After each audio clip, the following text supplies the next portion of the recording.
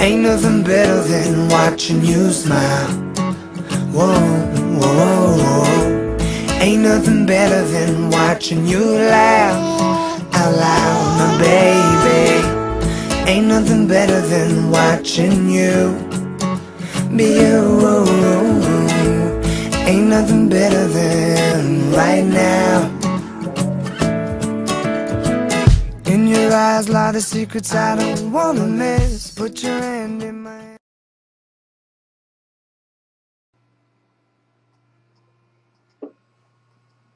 Hi, this is Trepacer, and welcome to my.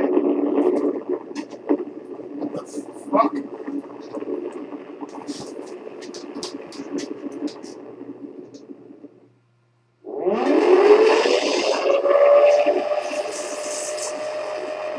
I'm out.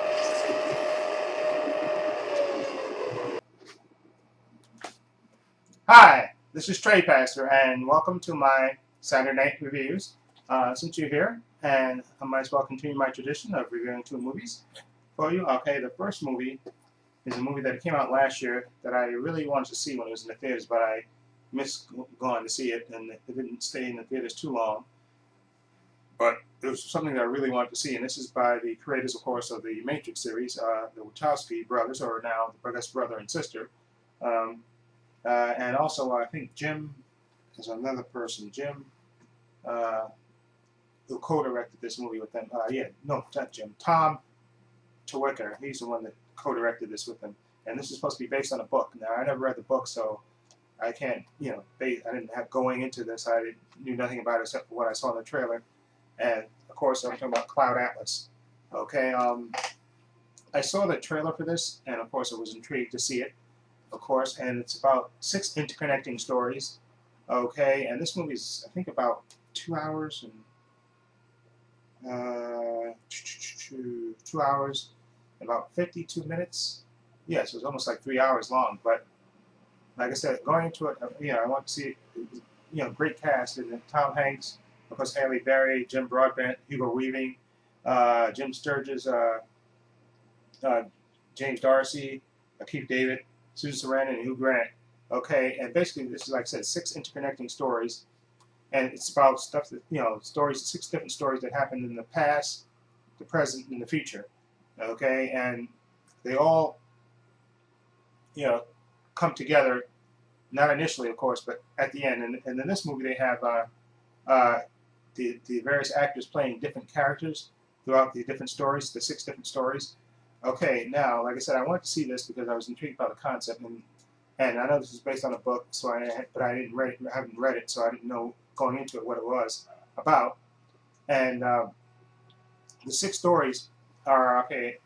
There's one is about a diary of an ocean voyage, across the Pacific. Okay, that's just one story, and one is a letters from a composer to his friend. Okay, and the third story is a thriller about a murder that takes place in the 70s about a nuclear power plant. And the fourth story is a farce about a publisher who got threatened and who got put into an old age home, nursing home. Okay, and then the fifth story is about a rebellious clone that happens in the future. It's a futuristic, like Korean society in Korea, I think, right? I think. And the last time was a tale of a tribe living in post-apocalyptic future. Okay, far into the future. Okay, and like I said, the stories, it's rated R, of course, and the stories sort of interconnect. They don't at first. When you watch it, you wonder what's going on and stuff in various stories, and then they slowly start to unfold, and then it goes back and forth between each different story. Okay, and then towards the end of the movie, they all kind of come together. Okay, and first of all, let me say, this movie, like I said, it's a slow build up to the, towards the end of the movie, but it's well worth the journey, in my opinion.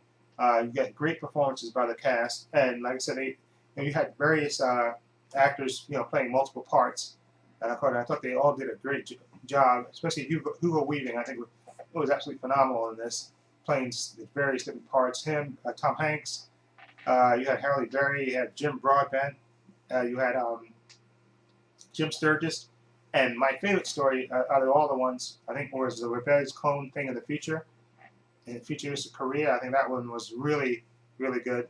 And I think I also like the I'm trying to think the one with Tom Hanks, the one that takes place in the post-apocalyptic future in Hawaii, in the future, and it's supposed to be in Hawaii in the very far future. Okay, and I don't want to spoil it, but they, like I said, it all comes together because it's based on, like, in some of the stories, some of the different characters are villains, and then in a different story they're heroes. I guess it's a way to describe it. And you watch their stories, the individual stories unfold. Okay, and some have action, suspense in it, and also love. And like I said, you got to keep watching it. Like I said, this movie's almost 3 hours, but if you watch it all the way to the end, you know, like I said, it's a slow build up, but once it gets there towards the end, I thought it was a very satisfying movie. Okay, and when you come to the conclusion at the end, and also on this Blu-ray, they have a ton of special features where they actually talk to the Wachowski brother and sister, and also Tom. I keep screwing up this guy's name. Tom. What's his name? Tom. I'm sorry, Tom Trepacer. They interview all three of them, and they talk about the story, and then you have interviews with the actors, and they talk about the various stories and stuff, and how they connect, and how this is one of the most ambitious filmmaking projects that because he's telling 6 different stories, and you know, how they coordinated it all together and stuff with this various schedules and stuff, and the actors talk about, you know, how they really enjoyed working on this film and how this was a unique experience.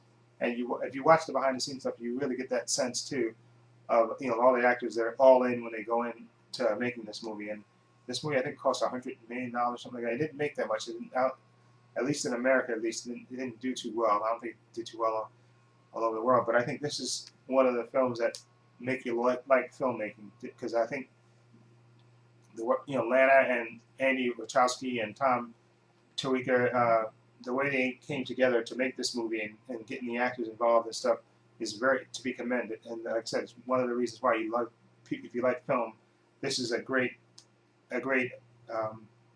example of that, of when directors think outside the box and make something unique. And I just really, really enjoyed this movie. Like I said, it was a slow build-up, but then when it starts connecting, you feel so much for the characters too. And the actors I thought were phenomenal in this. And I would definitely give this a 7.5. I'll give it a 7.5 out of 10. I give it an 8 out of 10 just because of the ambition in this, and I think they actually pulled it off quite well in this. Yeah, I'll give it a 7.5. Okay, out of 10. Just like I said, it's a 3-hour movie, so you have to stay with it. Okay, and it's definitely a movie that I think you should watch more than once just to get everything.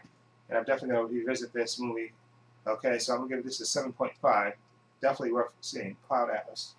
Okay, now the next movie that I have is a comedy, of course. This is Shaun of the Dead. I've heard great things about this. You know, very something. I've seen parts of this movie, not from beginning to end, but I think on cable, saw parts of it. So I knew the basic story of this movie, and this is basically about a guy living in England, Shaun, of course, played by Simon Pegg, and his girlfriend Liz. She basically, in the beginning of the movie, she's discussing with him how she wants to be alone and spend quality time with him somewhere besides the pub, okay, and that, his best friend Ed that he hangs out with all the time, that she would like to have this special time just between the two of them, and she basically wants him to grow up, okay, and she wants to spend more time with him, but she wants him to kind of separate himself from his childhood friend Ed that he hangs out with, playing video games, drinks, and stuff, and just lays about with. And of course, this is a comedy, and it also has zombies in it. And like I said, Simon Pegg and Nick Frost, of course, is a great comedy team.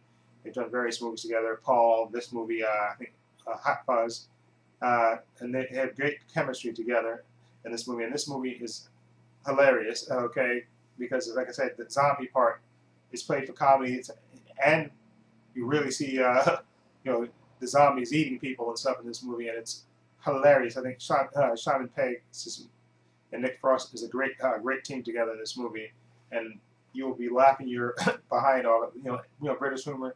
sometimes can be subjective and stuff, you know. But I really, really enjoy this movie. And like I said, this movie had heard great things about it, and this movie definitely lived up to the hype. It was just really, really funny and poignant at the same time too. And then you get the little zombie stuff in there, which was good, nice and gory. You got some blood and guts in there. But I really like as a comedy. It's fantastic and it's funny. And like I said, there were tender moments in this movie also as well that I think Simon Pegg played really, really well. Okay, and it's just a really good comedy / horror movie, and you know, I really, really enjoyed this. So I'm gonna give this Shaun of the Dead an 8 out of 10, just because it's just really, really funny, and I like in this movie they, you know, how the zombies, they don't really explain, you know, I think how the zombies came about. I think they attempt to. Sometimes you hear in the background on a news report, you know, they start to explain it and stuff, but then, you know, they go off on another thing, so you don't really find out exactly what was the cause of the zombie apocalypse that happens in this movie. But then it happens, and then you see their reactions to it, which is hilarious. And you know, they all run to a pub. You know, like I said in the movie, you know, his girlfriend wants him to be more serious with her, and then she kind of breaks up with him. You know, when he can't really, you know, he's still slacking off with his friend, and she breaks up with him.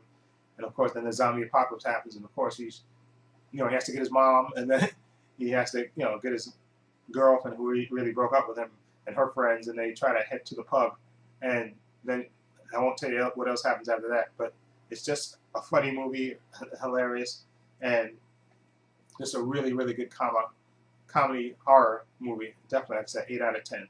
Definitely worth getting. And now I see what the hype was. This is definitely good. Simon Pegg and Nick Frost are a great team together.